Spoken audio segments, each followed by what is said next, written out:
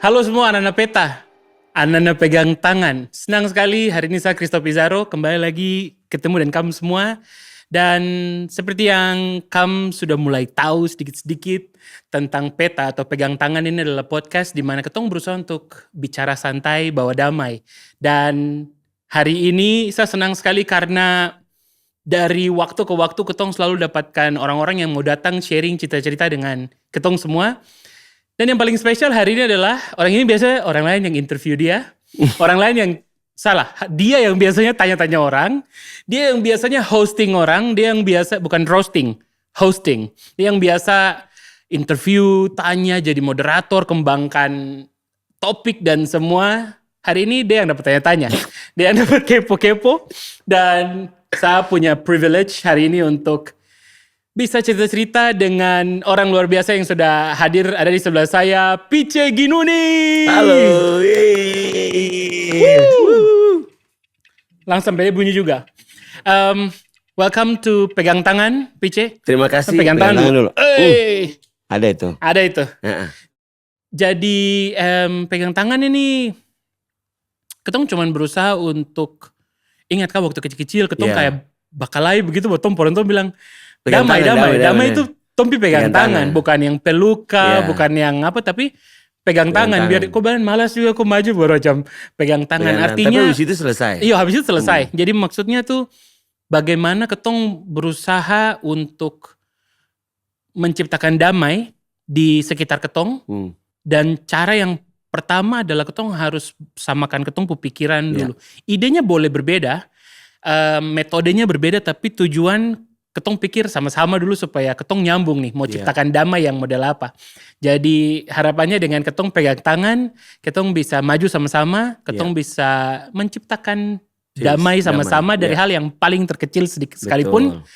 Dan lewat podcast ini ketong cuman bicara santai, bawa damai. Itu tagline-nya kita. Coba semua mau dengar dulu Kakak Pice yang bilang, bicara santai, bawa damai. Bawa damai. Pice boleh ke kamera yang itu? Bicara santai, bawa damai. Itu dia. Hey. Oke, Pitch. Jadi sekarang sibuk apa saja? Kira-kira, saya tahu orang ini selalu sibuk, sangat produktif, tapi mungkin teman-teman anak-anak peta mau tahu juga. Betul. Sibuk apa saja sampai hari ini, sampai tadi yang datang ke sini nih? Saya kesibukan tuh sebenarnya tuh in general tuh ada 3 aktivitas utama yang saya bikin. Yang pertama tuh kayak sekarang saya sudah punya kedai kopi, jadi ngurus kedai juga dengan tim. Terus kemudian juga di IO dan WO, anak-anak MV Project. Yang ketiga ini adalah training.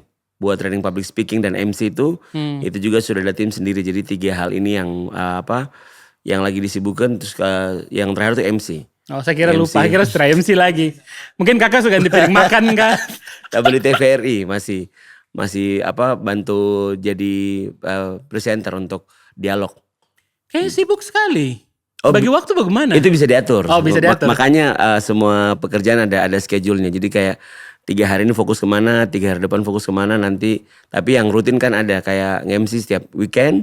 Itu memang jadwalnya sudah Jumat Sabtu. Itu kita punya Senin. Tapi yang lain tuh dibagi per 3 hari. Ya 3 hari ini ngurus di sini sama dia punya planning. 3 hari ngurus di sini sama dia punya planning. Terus 3 hari satunya kayak gitu. Kalau bicara sama event organizer tuh begitu ya. Jadi semua ada planning. Ada semua planningnya. Luar biasa sekali. Berarti sibuk di kedai kopi. Namanya Kopitch. Ya. Terus juga IO sama WO sama ngurusin pelatihan kelas. Kelas. Dari semua ini dalam 1 minggu yang paling menghabiskan banyak waktu, energi dan lain-lain dalam 1 minggu paling banyak pikirin yang mana? Kelas. Karena yang lain kelas sudah ada tim. MC dan kelas untuk UMKM. Iya. MC, UMKM sama public speaking. Oh, sama public speaking. Kenapa dia pusing sekali karena kayak ini kan awal tahun kita masih range kelasnya. Materinya, terus kemudian kayak biasa tuh dari hasil pembelajaran tuh ada kayak 1-2 slide yang dia baru, materinya diupdate. Itu tuh yang memang lebih banyak dihabisin energinya. Tapi kalau yang lain-lain karena sudah ada tim, jadi tinggal ngobrol ke tim sudah tahu cara kerjanya, jadi tinggal kita briefing, evaluasi. Tapi kalau kelas Berarti kalau sibuk urus kelas, orang yang sampai dalam tahap atau level mengajar, itu kan berarti dia punya jam terbang panjang sekali. Yeah. Yang saya tahu tentang Pice adalah Pice sudah mengajar, sudah jadi MC bertahun-tahun. Yeah. Sudah jadi public speaker bertahun-tahun. Sampai hari ini. Saya penasaran saja, waktu kecil dulu, memang sudah suka tampil atau bicara di depan umum atau di rumah macam ajak orang semua untuk menikmati satu momen sama-sama atau bagaimana? Saya pengen tahu aja dari mana ini semua mulai. Jadi semua itu dimulai dari waktu saya dengan saya punya bapak. Memang kan kecil tuh di sekolah minggu di gereja baptis Serana Santa Rosa. Kita tuh memang dari kecil tuh sudah biasa yang nyanyi, biasa yang pelayanan dari anak sekolah minggu. Terus ada satu momen tuh SMP kelas 1. SMP kelas 1 tuh saya nonton ini Ferdi Hasan dengan Begitu Meu. Oke. Mereka bawa Selamat Pagi Legend. Indonesia. Ya, they're legend. Dan itu jadi habis nonton mereka tuh saya langsung ke depan kaca. Oke. Depan cermin dan Hai Indonesia. Jadi suka tampil dari itu. Jadi dengan Ini bekal. kira-kira umur berapa? SMP kelas 1. Oke, SMP kelas 1. Nah, SMP kelas 1 tuh saya punya bapak itu 12, kenalin saya dengan public speaking. Oh. Jadi saya punya bapak tuh sudah kasih kenal dengan istilah public speaking. Jadi kayak ngerti public speaking tuh dari SMP kelas 1. Wow. Jadi dulu tuh belum ada Glamor, Gramedia, sekarang dulu Labor. Toko buku Labor itulah pertama kali kenal dunia public speaking. Betul. Jadi beliau yang kesana terus ajari itu bukunya lama sekali. Kayaknya buat teman-teman Gen Z dan Gen Alpha, Toko Buku Labor. Hari ini mungkin kamu tahunya Gramedia. Dulu tuh beli di mana? Di Labor. Jadi kalau kita biasanya ketemu kan kalau ujian kan pasti anak-anak sekolah ramai itu untuk beli pensil dan sebagainya. Nah jadi sejak dari situ tuh sudah mulai kenal istilahnya public speaking, kemudian suka ikut lomba nyanyi, kemudian suka ya sudah akhirnya sering-sering tampil begitu, dan kepercayaan diri itu terbangun tuh dia latihan sendiri. Tapi saya senang sekali karena dia mulai dari rumah, maksudnya bapak sendiri he was the one yang kasih kenal dari awal, dan bukan kaleng-kaleng langsung maksudnya istilah public speaking. Sampai akhirnya Pice juga menyeriusi langsung itu. Iya menyeriusi karena dulu waktu lomba nyanyi beliau yang pilihkan lagu. Oke. Jadi kalau kita pergi tuh kayak saya punya kaset pertama tuh lagu-lagunya Don Moon. Waktu kecil masih CD tuh beliau beli. Jadi kayak semua hal yang berkaitan dengan tampil itu beliau yang arahkan. Tapi kita dulu tuh suka punya waktu sendiri. Jadi kayak macam beliau pulang kantor, terus pulang ikut. Sudah main langsung ikut. Kita pergi ke toko pelita, ke Labor, ikut beliau untuk cari dia barang-barang, tapi saya sekaligus kasih buku, atlas gitu-gitu. Akhirnya saya juga tahu bukan cuma tentang public speaking, kayaknya talenta atur mengatur atau organizing ini turun juga dari bapak. Karena kelihatannya bapak dia terstruktur dan dia berpikir kayak anak ini dia punya talenta ada nih di public speaking atau di menyanyi, di ini itu akhirnya mengarahkan betul. Luar biasa sekali. Tapi sekarang kan PC juga fokus di kewirausahaan, betul. Bangun bisnis dan tidak berhenti di situ, tapi mengajar juga tentang itu. Apakah ini pernah terbersit waktu kecil dulu? Waktu kecil tuh untuk punya bisnis. Nah kalau yang begini mama. Oh, mama yang dia mau balance saja ya. Kamu lihat dia mau balance antara mama dan bapak. Jadi kecil itu mama tuh kan dulu deh biasa kayak distribusi petugas yang untuk urus raskin begitu. Ke Sabron kemana-mana. Terus beliau tuh suka bawa pulang pinang. Suruh saya jual. Jadi itu dulu tuh suka jualan pinang, terus jual jagung, jual kacang rebus, terus jual matoa gitu-gitu. Jadi SMP tuh sudah mulai pulang sekolah tuh sudah atur jualan. Beberapa waktu, jadi kayak dari situ dapat uang pergi sekolah lagi, jadi bukan hobi tapi memang ya kalau mau uangnya silahkan jualan begitu. Terus jual ini kerupuk singkong yang pakai gula merah tuh. Iya. Itu. Opak ya. Bilang namanya opak kan? Kalau saya tidak yang sambal tapi yang gula merah karena lebih gampang, tidak perlu ulek-ulek tapi sudah disediakan, jadi lebih gampang itu. Jadi kecil juga jualan. Jadi sebenarnya kalau kita mau mundur sampai ke waktu masa kecil ini, trigger kecil itu dia muncul dari dalam rumah ya, dari upbringing ini. Betul. Dari waktu masa kecil. Plus kayak sekolah minggu juga. Ya. Oke, cerita sedikit tentang sekolah minggu. Dulu kita punya sekolah minggu itu kan di gereja baptis dengan Om Akareci dan orang-orang di gereja baptis itu kita aktif sekali. Jadi kita ada punya kegiatan hasta karya, kita ada punya menyanyi, kita ada punya main drama, dan kita punya banyak kegiatan dan itu aktif sekali kalau Paskah dan Natal. Dan itu kita rajin-rajin sekolah minggu, jadi kayak di sekolah minggu juga tuh diarahkan banyak begitu. Kayak saya masih ingat sekali tuh untuk urusan tidak merokok saja, itu sampai sekarang saya masih ingat. Oh begitu ya? Begitu, kalau kau sekali merokok tidak bisa lepas. Oh begitu. Itu dari sekolah minggu, padahal saya juga belum tidak merokok waktu itu. Tapi itu tuh teringat sekali. Dan memang sampai sekarang besar tuh kayak kenapa aku tidak merokok ya, memang tidak. Karena memang dari kecil sudah ditanamkan begitu. Wow. Terus kayak itu privilege juga kita ada di gereja baptis dengan Om Kareci. Kita tuh setiap minggu kedua tuh punya ibadah bahasa Inggris. Dulu tuh punya ibadah bahasa Inggris, jadi kita terekspos dengan bahasa Inggris. Jangan kamu yang mulai kata Happy Sunday di Jayapura ini, jangan kamu ini. Kayaknya begitu. Ya. Jadi dulu tuh kan kayak nyanyi bahasa Inggris kayak kayak blessed be the name gitu. Blessed be. Itu tuh cuma ikut-ikut tapi tidak tahu arti. Cuman kayak artinya jadi terbiasa, kemudian terekspos juga dengan gathering. Jadi gathering di sekolah minggu itu dulu di gereja baptis itu setelah pulang gereja itu kita minum teh dengan makan kue. Either itu di dalam ruang serbaguna atau di halaman gereja. Jadi kita kayak hidup dengan gathering itu, melihat gathering very itu. communal begitu ya? Iya, begitu. Betul. Basis berkomunitas itu udah kuat sekali dari kecil. Menarik sekali buat saya untuk belajar dari dalam rumah. Pice sudah di-trigger untuk ada dalam dunia yang sekarang Pice hidupi. Lalu tidak hanya dalam rumah tapi waktu sekolah minggu juga mengamati bahwa ini ada elemen-elemen kecil yang membantu membangun Pice sampai bisa jadi Pice yang hari ini. Ketong akan bahas sedikit lebih jauh lagi. Mungkin ketong bahas soal sekolah waktu zaman kecil. Sekolah bagaimana? Sekolah saya sekolah seperti biasa. Cuman satu kali punya momen yang saya tidak bisa lupa sampai sekarang.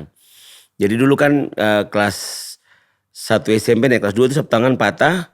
Jadi izin banyak. Jatuh izin banyak terus masuk sekolah.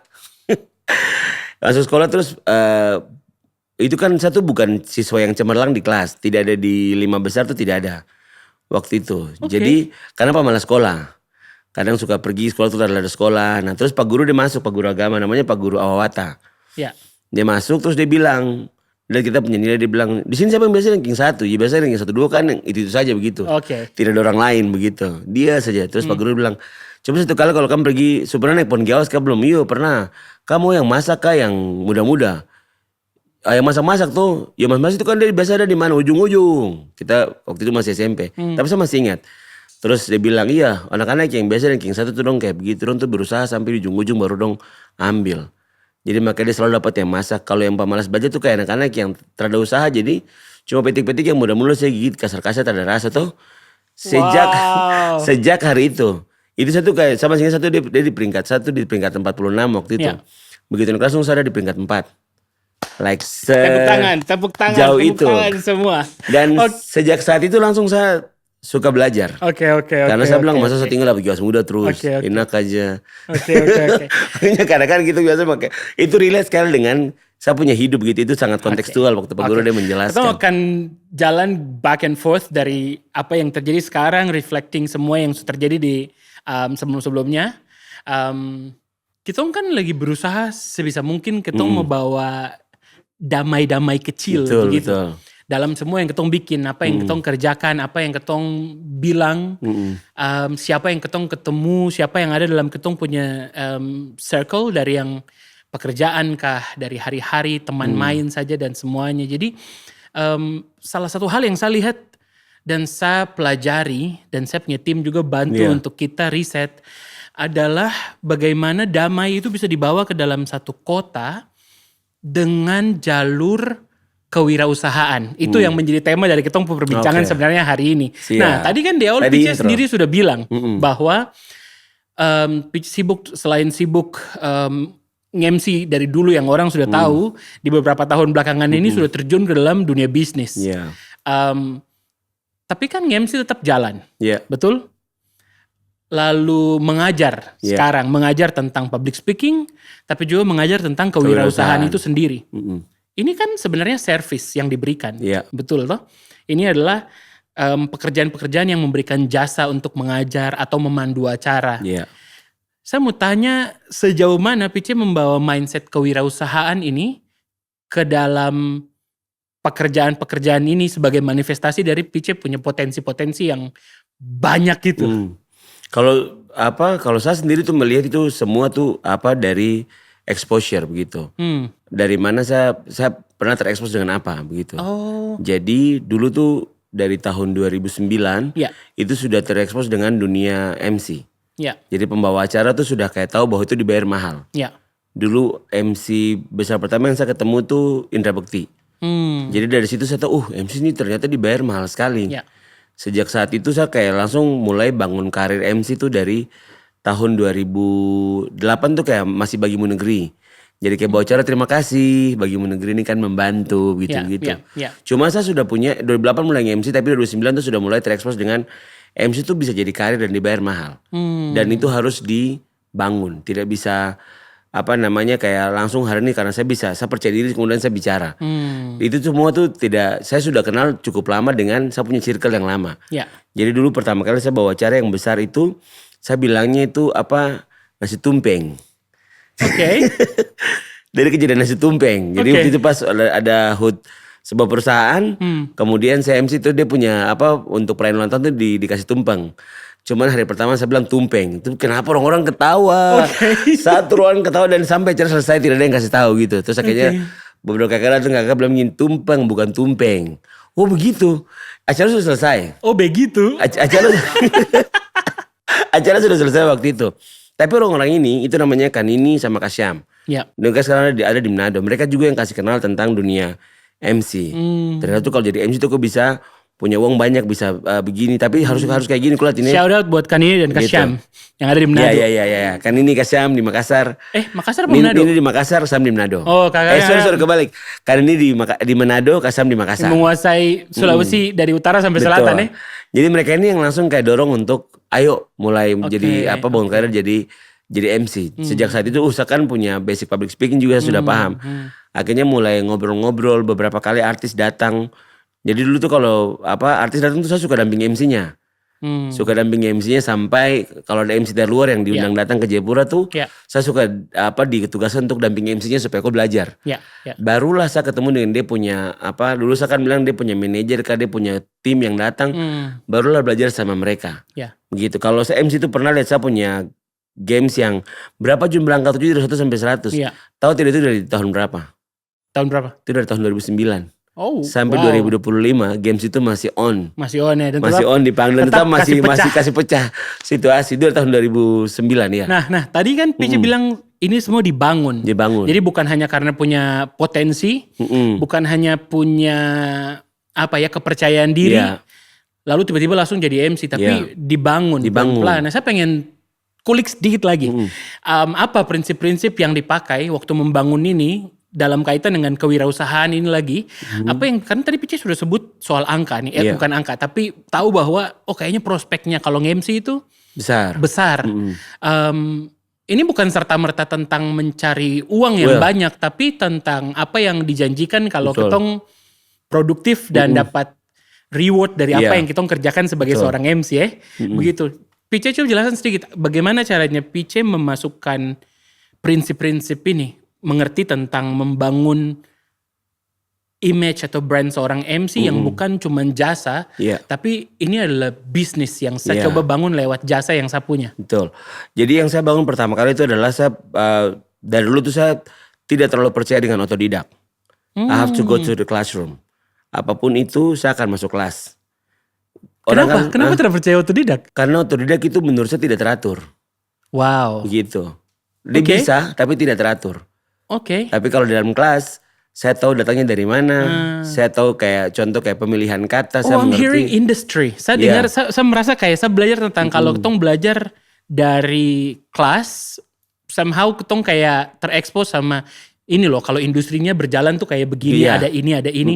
Otodidak mungkin secara ilmunya tetap dapat, tapi tong mungkin tahu mau taruh dia di mana nanti untuk aplikasi di kehidupan profesionalnya begitu ya. Itu jadi di konsep konteks keteraturan saja. Banyak orang kan tuh bisa learn by doing something. No, if I want to learn I have to go to the classroom. Wow. Jadi saya masuk kelas. Strict harus masuk kelas. Karena kalau di kelas itu kita punya pertanyaan itu bisa diakomodir dengan baik. That's good. Karena kayak tidak semua. Jadi kalau dalam hal kita belajar, kita tidak harus tahu semua hal. Kita harus tahu yang kita perlu saja. Menurut saya. Makanya saya ke kelas. Kalau otodidak itu nanti bisa ngambil semua. Wow. Ngambil semua. Jadi ini tentang keteraturan, tentang arah. Jadi kayak buat saya adalah di kelas itu yang terpenting adalah the good level of understanding adalah kau tahu kau harus ngapain. Tahu hal yang tidak harus kau lakukan. Gitu. Bukan the tahu good apa level yang of understanding is kau tahu apa yang perlu kau lakukan. Hal yang kau perlu lakukan. Ya. Begitu. Karena kalau tuh tahu hal yang tuh perlu lakukan, tuh cenderung bikin semua hal. Wow, cenderung bukan akan tapi kecenderungannya itu bikin semua. Dan ini dia men-trigger apa ke dalam membangun bisnis, ke dalam kewirausahaan ini? Contoh kayak saya tidak bisa ambil acara semuanya kalau nge-MC. Kalau saya tahu kayak acara yang festif sekali bukan saya punya ranah. Meskipun dia mau bayar saya sekian saya tidak mau, tapi kalau bayar lebih saya coba. Oke. Maju tak gentar membela yang bayar. Ya, betul. Oke. Kalau misal tapi bayar lebih, kalau lebih boleh saya coba. Gitu. Dan itu kalau mencoba itu memang kenapa saya terima lebih karena saya juga berusaha lebih keras. Oh, berarti sabar.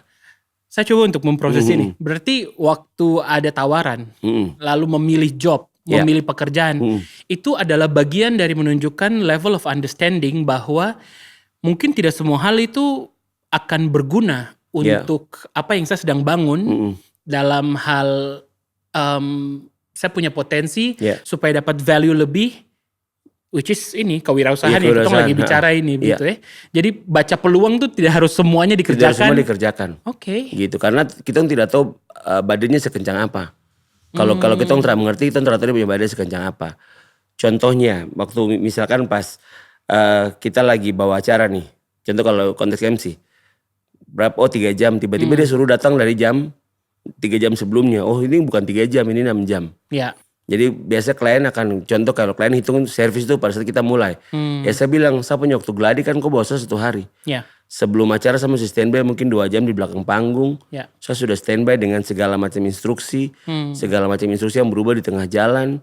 Gitu-gitu itu kan banyak hal yang dipikir. Orang cuma lihat kita perform hanya beberapa jam kita bicara. Tapi di belakang panggung itu kan riwah sekali sebenarnya. Nah itu yang biasa kita kasih pengertian ke klien gitu. Oke 3 jam tapi kan saya datang 2 jam sebelum acara toh. Permintaannya, JR-nya gitu-gitu. Baik, masih tentang melihat bagaimana Pice mengkonversi potensi diri ke dalam kewirausahaan ini. Kan menurut yang saya baca ya, yang saya belajar, orang bikin usaha atau ada kewirausahaan, UMKM, whatever it is, itu karena orang lihat ada masalah. Dong berusaha cari solusi, cari cara yang paling efektif, efisien untuk menjawab permasalahan itu. Akhirnya terlahirlah satu establishment, mau itu produk, mau itu jasa, untuk menjawab kebutuhan itu. Apa yang Pitch lihat waktu itu sampai hari ini, akhirnya terjun ke sini, masalah-masalah apa?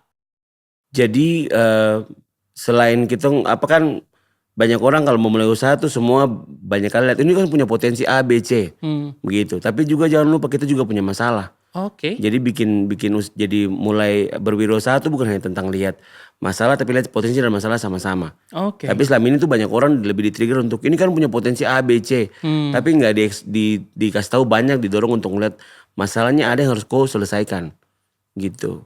Jadi problem solving. Bisnis itu problem solving. Dia bisa jadi jalan keluar untuk kau punya masalah dan juga bisa jadi jalan masuk untuk kau punya karir dan masa depan. Betul saya baca karena dia itu problem solving.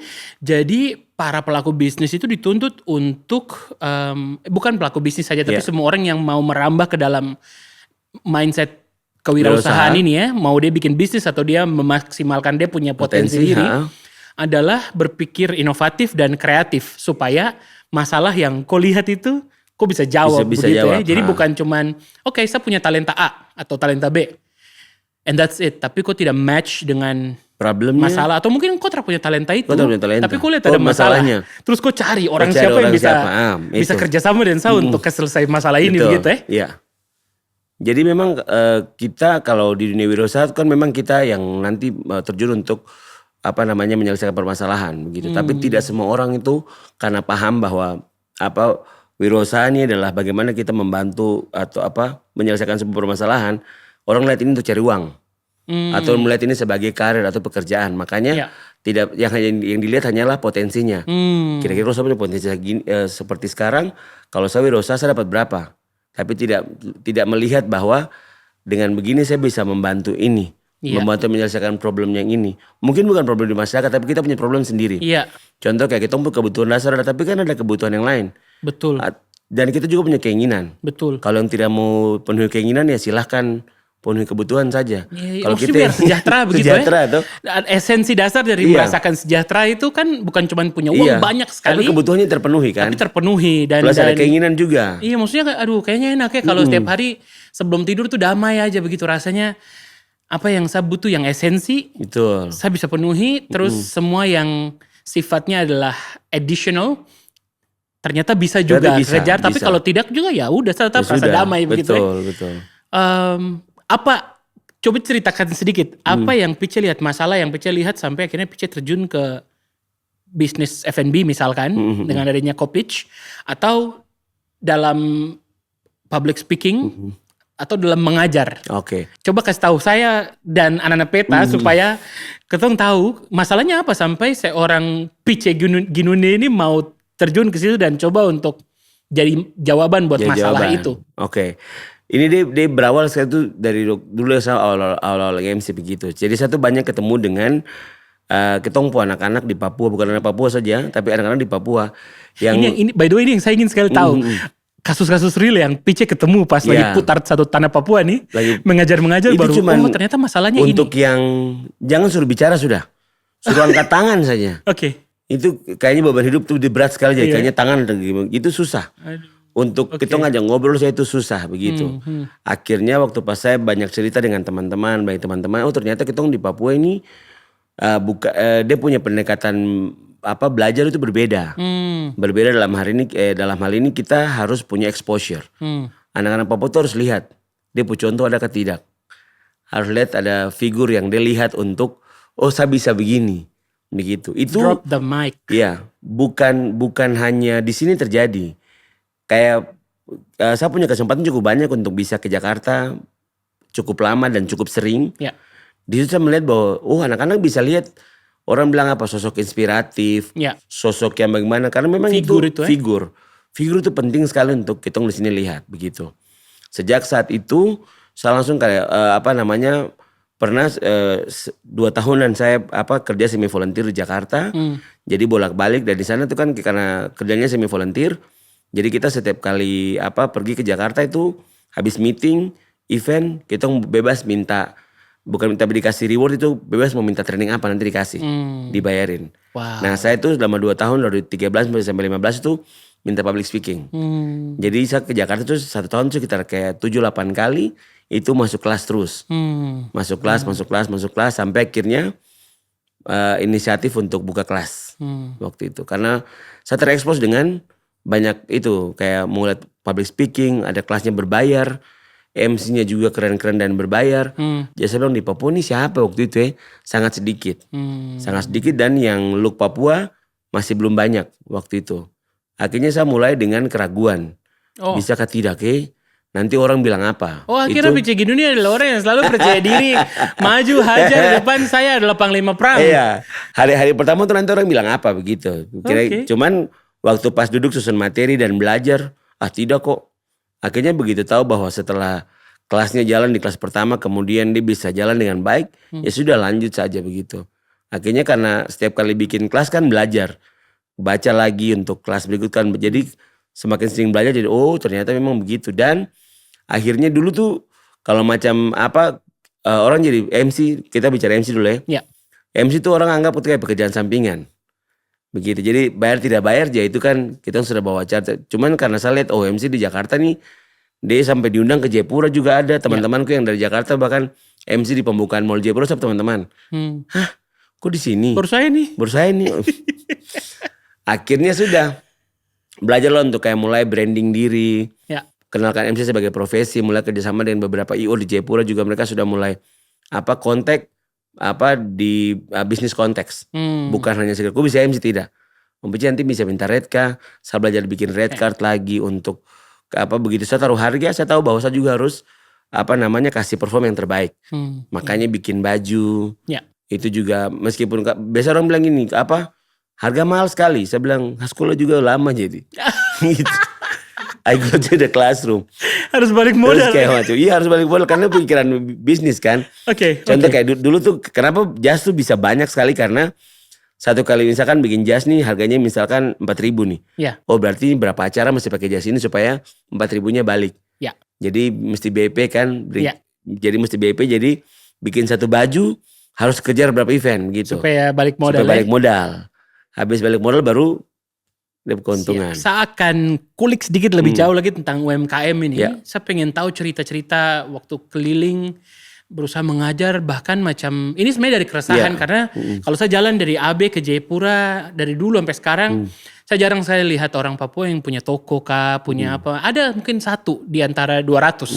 Begitu ya, 200 toko, saya ketemu satu toko, itu dulu di Perumnas 2 ada kayak keluarga orang Genyem, yang dong punya toko kecil, air galon, isi ulang galon, bla bla bla. Terus kayak, it was very inspiring waktu saya lihat, saya kayak ini, saya terinspirasi sekali begitu ada orang Papua yang, tapi saya ingin tahu nanti lebih jauh, kenapa kayaknya, berdasarkan saya pengalaman, saya jarang lihat orang Papua yang punya toko, punya usaha, punya, ini tong bicara soal toko fisik atau bisnis yang tong bisa lihat ya.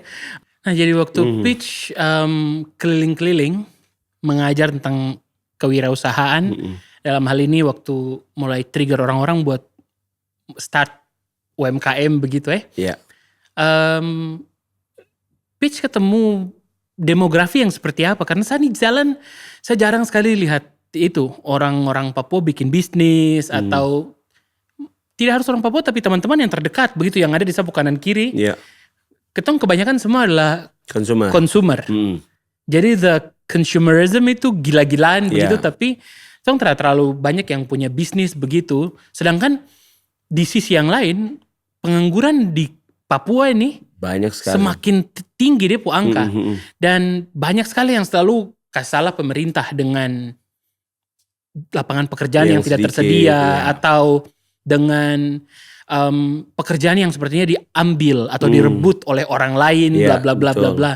Apa yang Pice lihat dari fenomena ini?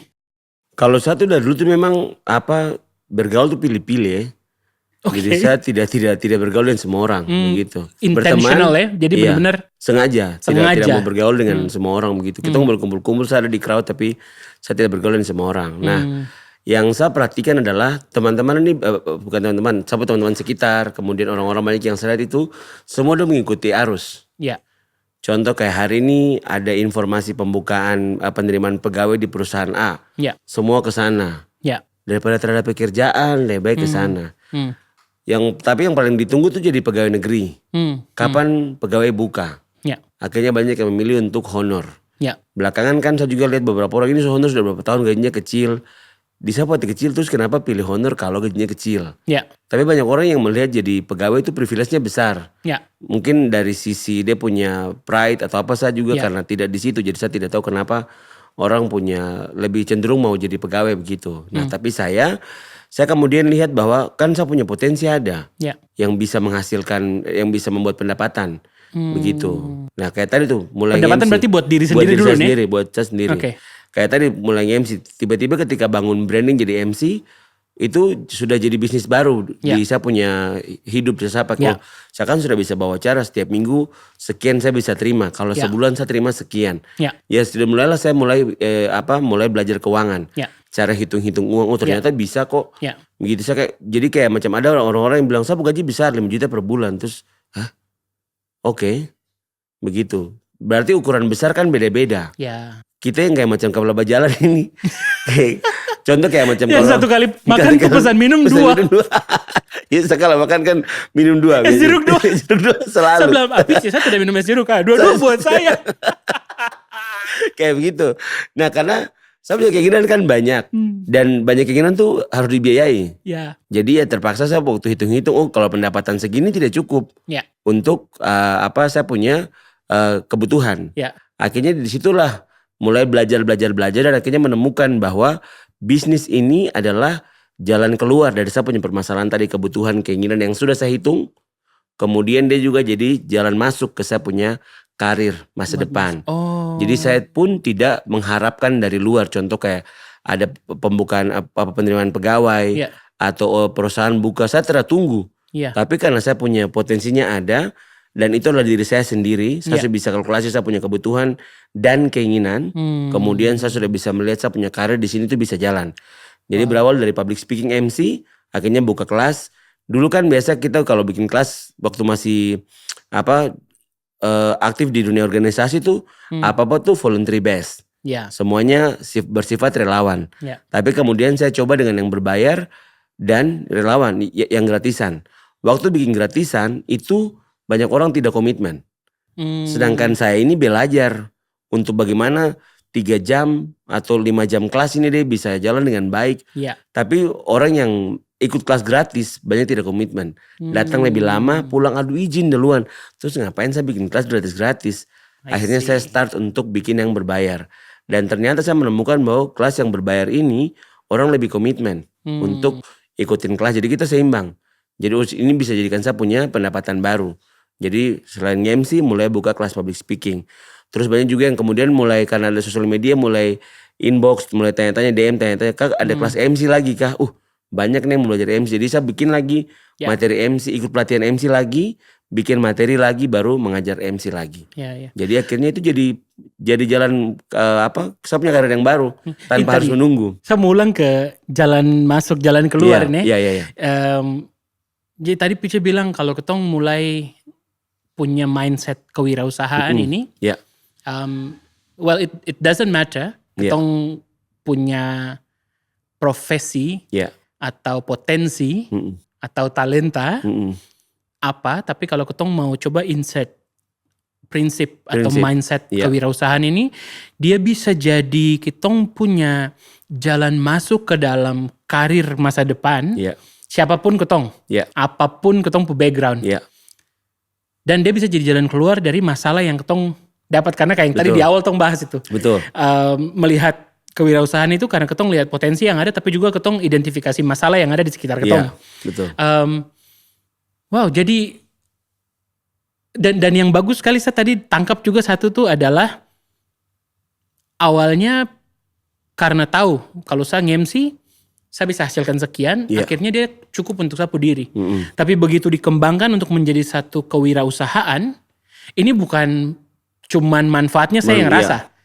Dia mulai terbuka untuk orang-orang di sekitar saya juga lihat, merasa, mau lewat mengajar kah, mau bikin usaha, akhirnya di Kopitch ada pegawai, ambil barang dari supplier A, supplier B, akhirnya semua terkena dampak domino.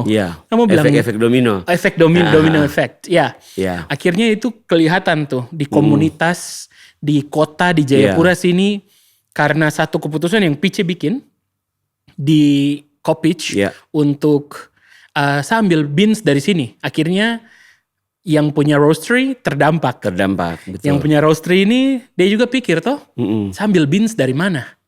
Green beansnya begitu terdampak juga. Akhirnya komunitas ini tuh terbentuk ekosistemnya terbentuk begitu. Dan akhirnya bukan cuma manfaatnya buat diri sendiri, tapi buat orang lain juga. Orang lain di sekitar ketong. Wow. Jadi bikin kopi itu juga tuh berawal dari pengalaman waktu kuliah. Waktu kuliah itu di Australia kan saya suka mengamati orang punya budaya minum kopi. Saya pernah bilang itu punya gaya holding cup itu itu berbeda. Jadi kayak hal sesimpel orang holding cup di atas dada kemudian ngobrol sambil cup di atas dada tuh bukan ada di Indonesia. Saya mengamati itu tuh sudah kayak jadi lifestyle yang ada di Australia waktu itu. Akhirnya saya mulai belajar lah dari sana untuk bikin kopi. Akhirnya untuk pegang tumbler di depan. Terus juga ada satu kejadian yang lucu dan saya ceritanya saya masih ingat sampai sekarang. Jadi one day itu saya punya kelas 8 jam. Terus pagi karena winter kuliah nih. Kuliah 8 jam. Itu satu mata kuliah. Jadi 8 jam kita belajar. Jadi pagi saya mau beli kopi. Itu kalau hari Jumat pagi itu antrian panjang sekali. Waktu itu pagi banyak orang kuliah. Sudah pas beli kopi, saya kembali dari antrian kopi itu dan lihat ini antrian panjang ini, saya jatuh. Dan kopi kok tumpah. Dan saya tidak pikir ABC. Ini bilang, sabar tadi antri panjang dulu. Antri panjang. Terus sampai antrian dapat masih kopi. panjang. Sampai sudah dapat antrian masih panjang lagi. Masih panjang dan saya tiba di dalam antrian itu saya pegang langsung, I'm sorry, satu sudah pikir Yesus orang bicara saya di bahasa Inggris. Orang rancang deh bahasa Inggris. Orang bicara saya di bahasa Inggris sudah. Terus itu karena dia punya. Kalau mau ketawa saja. Jadi pas cupnya jatuh, terus tiba-tiba saya pikir Tuhan Yesus. Jadi berarti kan saya bawa buku itu kan biasa besar. Buku yang untuk kanvas itu kan biasa kalau kuliah saya karena mencatat kesana kemari jadi buku besar. Akhirnya waktu saya pasang kopi lumayan masih ada setengah langsung. Tiba-tiba ada satu yang datang, you good ya, I'm okay. Terus kayak macam satu langsung dia bilang gini, saya bilang I'm sorry, saya minta maaf gitu. Satu bilang gini, it's okay, everybody make mistake. Itu statement yang mengubah saya punya pemikiran tentang cerita kenapa saya bikin kopi. Sejak saat itu langsung saya senang karena saya menemukan ada statement itu ada humanity in coffee begitu in coffee, betul. Jadi kayak ekosistemnya bagus. Ya sudah, jadi tidak apa-apa semua orang bikin kesalahan, jadi kau jalan saja. Terus akhirnya di kelas lagi saya ketemu bahwa kau punya kesalahan itu tidak membunuh. Gitu, jadi kalau kau bikin satu kesalahan kan tidak bunuh, kau mati. Saya dosen bilang begitu, jadi ketemu lagi dia begitu. Jadi kayak wow, ini satu hal yang menarik sekali buat saya. Akhirnya tercetuslah nama itu Kopits. Begitu. Dari sana beli mesin kecil di Kmart, terus bawa pulang ke Jayapura, terus mulai bikin dari boot sampai sekarang sudah ada di ruko. Pelan-pelan. Wah, luar biasa. Nah, tadi untuk ketong lihat bagaimana ada jalan masuk dan jalan keluar ketika ketong terapkan prinsip kewirausahaan ini. Saya masih lihat kayak ini buat saya ini konsep yang besar sekali ya untuk saya identifikasi masalah, lalu mencari jalan keluar dari masalah itu, tapi lalu saya akan masuk ke dalam satu karir yang baru atau lebih besar. Coba Pice kasih saya dan anak-anak peta kisi-kisi sedikit. Yang praktikal buat ketong mulai cek lah. Maksudnya masalah sekitar ketong nih kayak bagaimana, atau ada apa yang ketong bisa bikin supaya ketong bisa praktekkan mindset kewirausahaan ini di apapun yang ketong lakukan. Iya. Kalau saya tuh tidak banyak. Biasa di banyak kelas saya bilang kita mulai saja dulu. Begitu. Mulai dari mana? Coba lihat kau punya rekening kau uang ada berapa. Mau dapat uang atau tidak begitu. Kadang-kadang banyak orang berpikir untuk mau dapat uang adalah pergi bekerja. Bukan mengusahakan dirinya sendiri begitu. Wow. Jadi dalam konteks kita berwirausaha, saya pribadi dengan saya punya pengalaman itu adalah yang pertama adalah saya punya masalah pribadi dulu. Karena kan kalau dari pribadi pasti ke keluarga. Kayak saya ini sudah besar. Paling tidak saya bisa bantu keluarga di rumah. Punya kebutuhan makan atau kebutuhan apa di rumah tuh paling tidak kita bisa bantu. Tapi kan bicara soal wirausaha kita akan bersinggungan dengan finansial. Jadi perlu untuk dicek begitu. Dan untuk melihat hal ini kita penting untuk pertama kali tuh lihat ke dalam. Banyak orang berpikir untuk bagaimana saya kerja dapat ini. Kalau untuk mau bangun wirausaha lihat ke dalam lulusan ini saya perlu apa. Kadang-kadang tuh pikir masalah yang sedikit lebih besar tuh kayak macam lingkungan. Tapi lupa tuh kita juga punya permasalahan. Makanya ada banyak orang yang duduk urus masyarakat tapi tidak urus dia punya kehidupan pribadi begitu. Itu dulu. Dari kehidupan pribadi makanya penting untuk kita mulai dengan kita punya personal development. Membangun kita punya diri dulu. Kayak mulai saya tahu saya ada kebutuhan. Dan di saat yang bersamaan saya juga tahu saya punya potensi ada. Itu dulu yang kita lihat ke dalam. Makanya kita penting untuk dalam hal kita membangun kita punya diri sebelum masuk ke mulai bisnis itu penting untuk punya lingkungan yang tepat. Pilih orang. Kenapa pilih orang? Supaya kalau kau mau buka bisnis, kau tahu dengan siapa kau bercerita. Kau tidak asal cerita ke semua orang. Aduh saya buka ini menurut kau bagaimana? Misalnya aduh saya mau buka bisnis kecantikan. Tapi kau bicara dengan temannya yang jago masak. Nanti dia punya isu masuk tapi tidak menjawab kebutuhan. Gitu. Jadi tidak relevan. Akhirnya waktu kita mau buka bisnis kesulitan.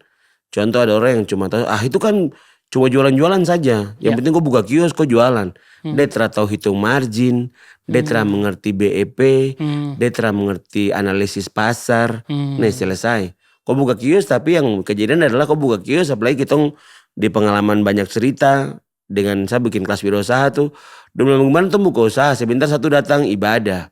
Ibadah keluarga gula 1 kilo. Daun teh 1. Itu terabayar sampai itu meminta lagi sutra enak. Itu kan tuh punya prinsip nilai sosial yang kita masukkan ke dalam nilai ekonomi. Begitu. Jadi mau berkembang bagaimana ya. Karena tadi dia tidak lihat ke dalam dulu. begitu. Tapi kalau untuk mau bangun kita ngeliat punya masalah, kemudian kita mulai identifikasi, kita ngeliat diri sendiri dan kita punya potensi, kemudian mulai mengidentifikasi kira-kira bisnis ini dia akan menyelesaikan masalah yang mana. Contoh, contoh? Iya, contohnya kayak orang bikin bisnis makanan karena setiap hari orang lapar. Ada orang yang bikin bisnis setiap hari orang lapar. Iya, setiap hari orang lapar. Itu kenyataan. Itu kenyataan. Terus begitu. Setiap hari orang lapar. Kemudian yang berikut ada orang yang buka usaha peti mati, orang bilang, usahanya mistik sekali. Minta-minta. Tapi setiap hari memang ada orang yang meninggal. Iya. Begitu. Iya. Jadi usaha itu harus bisa menjawab kebutuhan orang lain. Kalau kita punya usaha itu menjawab kebutuhan orang lain, maka usaha itu bisa berlanjut karena dia menjawab kebutuhan. Ada kebutuhan yang harus dipenuhi. Begitu. Betul. Tadi Pice bilang kan setiap hari orang lapar, setiap hari pasti aja orang meninggal. Hal langsung di kepala itu cuman saya harus bikin usaha kloset duduk lebih banyak.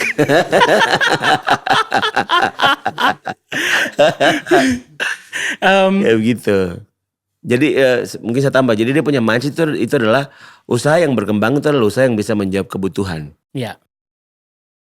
Wow. Berarti potensi ini dia harus dibangun dan dibuatkan koridor atau sampai dia bisa jadi sesuatu yang bukan cuman potensi saja tapi jadi kompetensi. Jadi kompetensi. Wow. Betul. Jadi potensi jadi kompetensi. Jadi potensi itu adalah potensi itu kita punya keahlian yang belum diolah. Ya.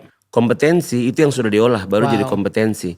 Jadi kalau selama ini kita banyak orang, aku kan punya potensi untuk menghasilkan uang harus jadi kompetensi. Tidak bisa atau menghasilkan sesuatu yang kita mau tuh potensi harus jadi kompetensi. Ya. Begitu. Contoh kayak saya buka kopi, ada yang bilang ikan orang yang jual kopi banyak. Ya tapi itu punya koridor bisnis berbeda. Segmennya berbeda, bisnis plan-nya berbeda. Kemudian harganya juga berbeda. Cara kita manage usaha juga berbeda. Begitu. Jadi kayak saya punya kopi itu kan ada di antara beberapa coffee shop yang dekat dan juga besar begitu. Terus kenapa kok berani buka? Karena memang dia punya konsep bisnis berbeda. Dan waktu kita bangun wirausaha memang kita punya cara pandang itu berbeda dengan apa yang orang lihat hanya sekedar lewat dan lihat. Betul. Begitu. Dong terlihat yang behind the scene itu seperti apa. Iya. Jadi kalau orang punya pemahaman dan kita punya bisnis A, tidak apa-apa. Itu kan bagian dari mereka mengekspresikan dong punya pemahaman.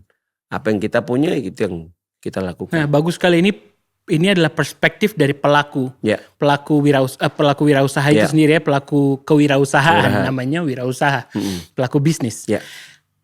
Antara potensi dan kompetensi, saya mau tanya di mana, where does the professionalism sit?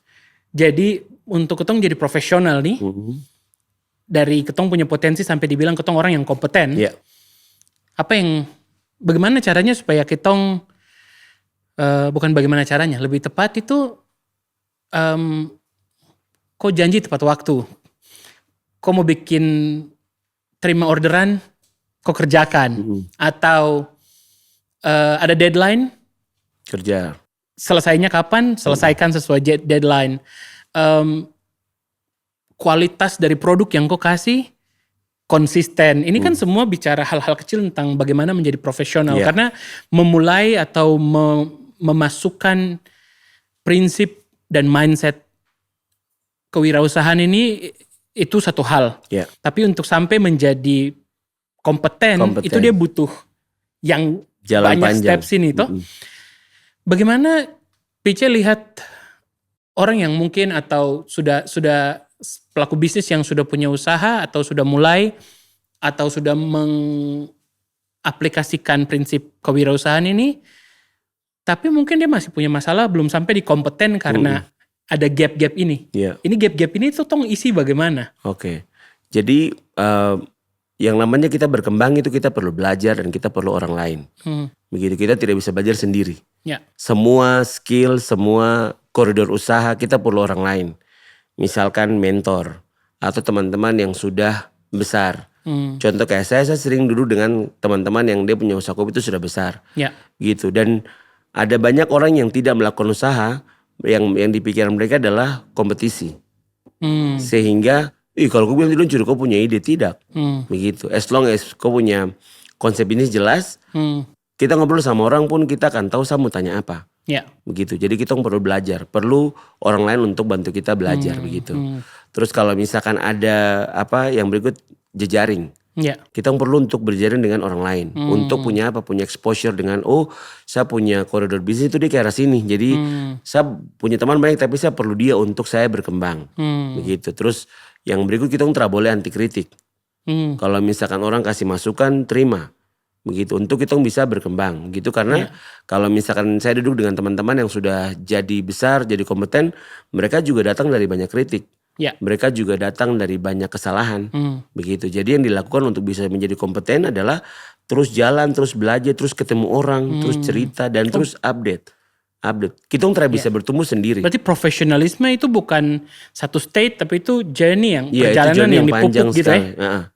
Begitu. Sampai kapan orang lihat kita kompeten, sampai kita sudah punya pembanding, bukan dalam konteks orang berpikir ini kompetitif, tidak. Pembanding yang orang ketemu kita punya uniqueness. Saya kalau ketemu dia tuh enaknya begini. Tapi dia tidak sama dengan ini. Bukan untuk banding siapa lebih siapa kurang. But to find uniqueness.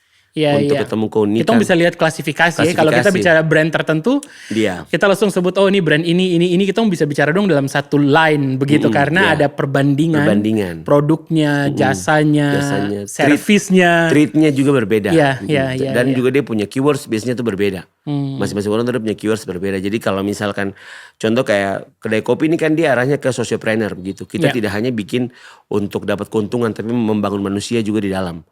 Jadi orang yang saya akan ngobrol nih siapa, gitu. Makanya kita nggak ada punya Friday Insight.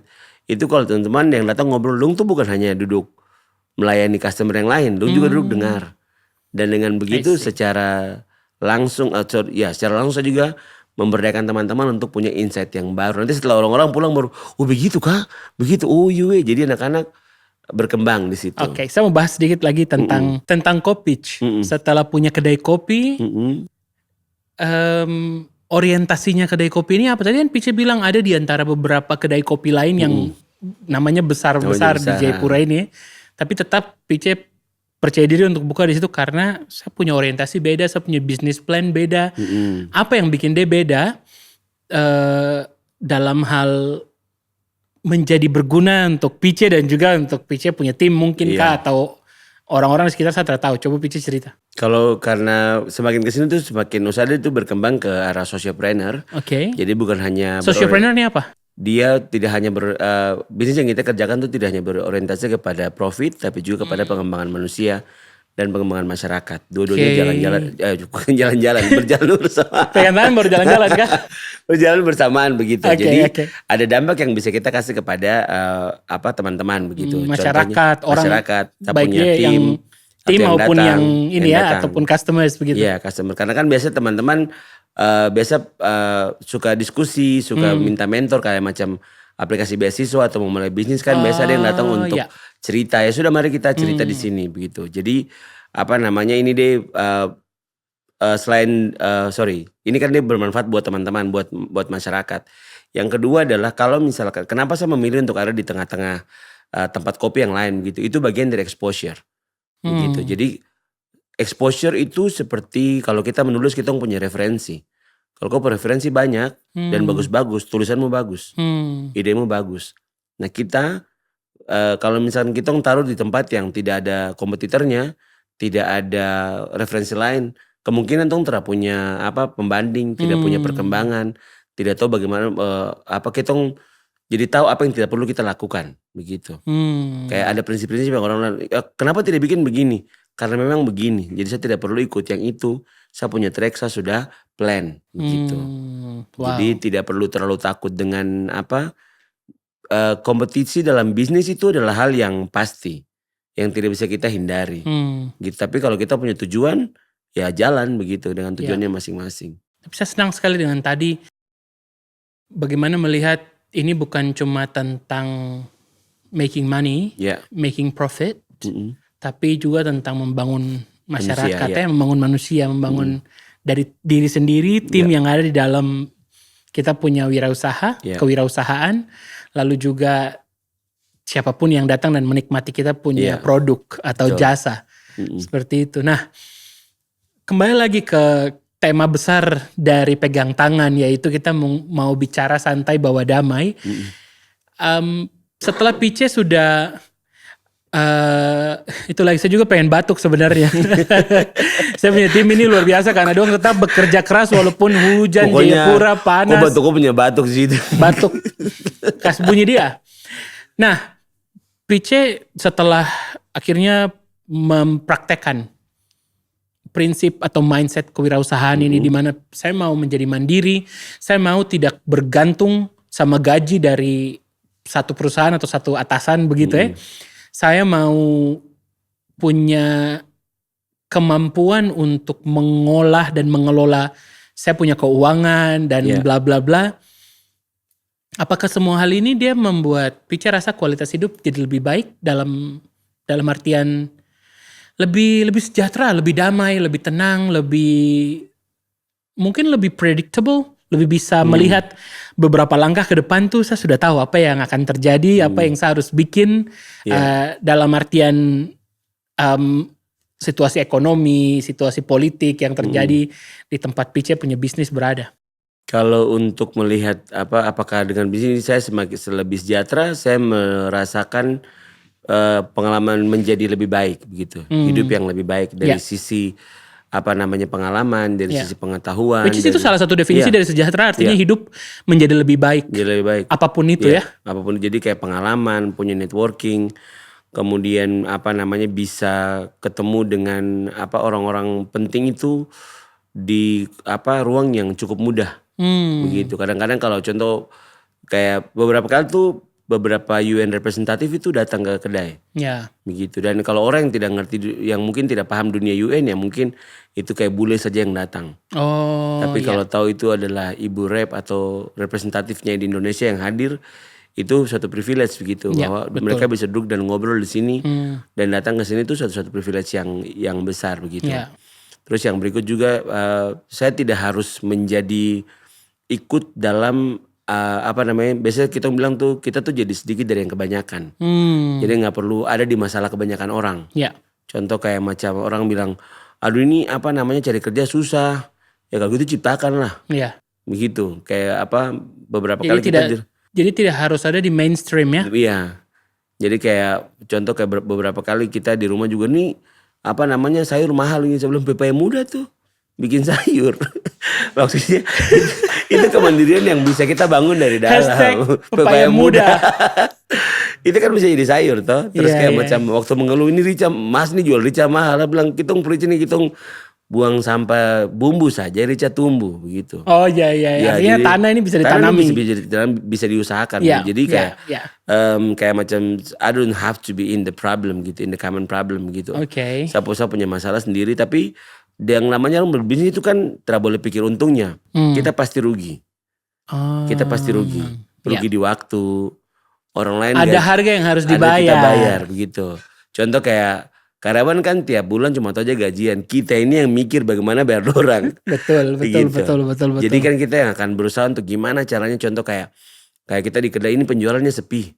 Gimana caranya supaya bisa kalau orang lihat dari kasat mata kopi punya penjualan itu kan sepi begitu. Tapi orang kalau kita punya catering yang 500 botol, 300 botol yang keluar itu kan orang tidak lihat begitu. Dia ada di tempat-tempat tertentu. Jadi kayak kopi ini baru buka tuh kayak misalkan nanti ada eventnya perusahaannya di sini, kamu buka ya. Pesannya berapa? 300 cup. Sudah, jadi di kedai sepi tapi di pintu lain ada. Karena dari benefit dari networking tadi. Gitu-gitu. Jadi dari situ saya belajar bahwa ya saya tidak harus ada di orang punya masalah, tidak harus ada di orang punya perspektif, and we live in peace begitu. Kita santai-santai aja. Lihat anak kopi, wifi ada, jualan tidak banyak, dong terpikir, saya yang pikir. Tapi maksudnya ya memang begitu. Begitu. Saya jadi dapat sesuatu bahwa dengan ada usaha, masuk terjun di dalam bisnis, Pice punya hidup yang saya tangkap dia jadi lebih baik itu dalam artian gini, dia jadi lebih besar karena ada network, karena Ketong tahu tong harus kemana kalau butuh apa. Ketong harus kontak siapa kalau butuh apa. Tapi at the same time dia jadi semakin spesifik. Jadi dia semakin besar tapi juga dia semakin spesifik. Saya tahu apa yang saya harus bikin. Saya tahu apa yang saya tidak harus bikin. Betul, itu yang penting. Itu yang bikin saya jadi beda dari yang kebanyakan. Jadi anti mainstream begitu ya. Oke. Balik lagi soal damai.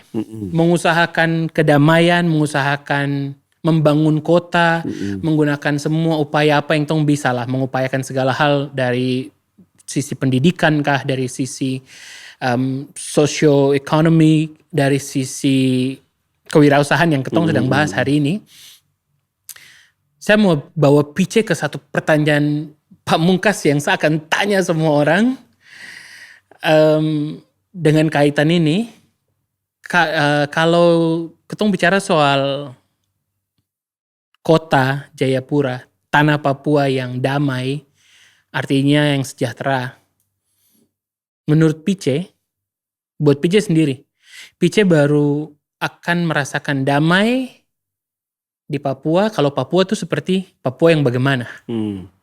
Kalau saya merasa damai itu kan juga bicara soal ketenangan ya. Saya tuh biasa melihat kalau bicara damai itu bicara kita lebih tenang, karena saya juga kayak ada satu sisi hidup yang atau mau tenang begitu, mau tidak mau. Itu kalau tersalah ada lagu ya? Iya. Bagaimana lagunya? Tenang. Oh iya kalau tersalah gitu. Jadi kayak bicara soal kedamaian juga bicara soal ketenangan begitu kayak. Tim langsung ribut semua. Kayak yang pertama tuh adalah saya pengen melihat kayak kita tuh bisa jadi independen.